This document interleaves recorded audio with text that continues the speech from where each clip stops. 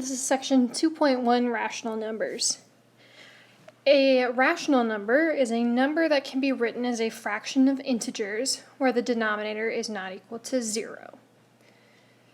A terminating decimal is a decimal that ends, and a repeating decimal is a decimal that has a pattern that repeats. So write each rational number as a decimal. Okay, we have fractions in all of these, so they are rational numbers. For the first one, -2 1/4. We're going to keep the -2 because the whole number part stays the same. And to change the fraction to the decimal, you take the numerator divided by the denominator. So when you take 1 divided by 4, you get 0.25.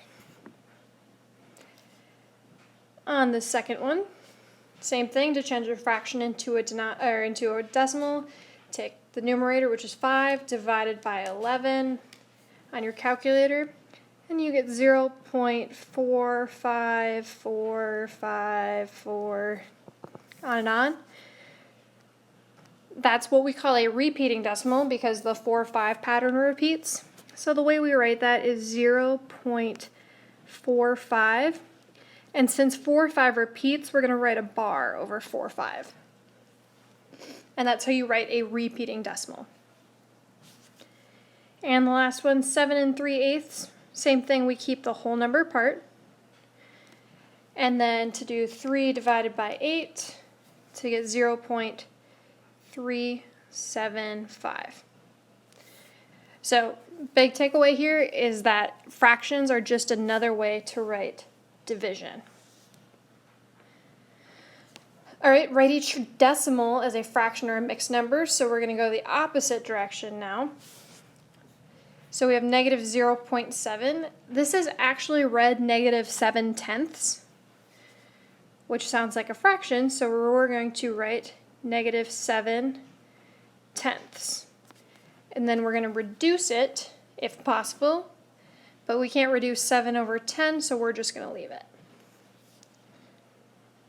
All right, this one we would read it as 125 thousandths. So we have 125 over 1,000. Okay, so we want to reduce that. And I know that 125 goes into 1,000, so I'm going to divide that by 125 over 125. Remember, you have to do a fraction that's equal to 1. So 125 divided by 125 is 1. And 1,000 divided by 125 is 8. Double check that the one you get is simplified, which 1/8 is. If not, keep simplifying. The third one, we read that is 10 25 hundredths. So we have the whole number part 10 and 25 hundredths. I'm going to simplify by dividing both the numerator and the denominator by 25. So we get the 10 and 1/4.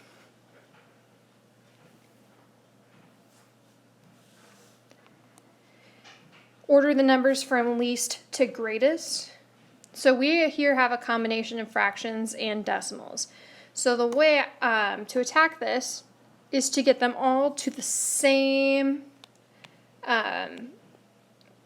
you want them to either be all fractions or all decimals. I technically prefer all decimals because otherwise you're going to need to get all the fractions to have a common denominator. So let's rewrite our fractions as decimals. So 9/5, if we use our calculator, 9 divided by 5 is 1.8. We have a decimal, another decimal, and now we have another fraction. So -4/5, 4 divided by 5 is 0.8, so it's -0.8. And now it just becomes writing least to greatest. So -2.5 is the least. Then we get -1.1. And then that -0.8 is next, but I'm going to write that how they gave it to us as -4/5. Next up, we have 0.8. And then our last one is 1.8, which is 9/5. Notice I write my answer using the numbers that were given to me, as opposed to the numbers that I found.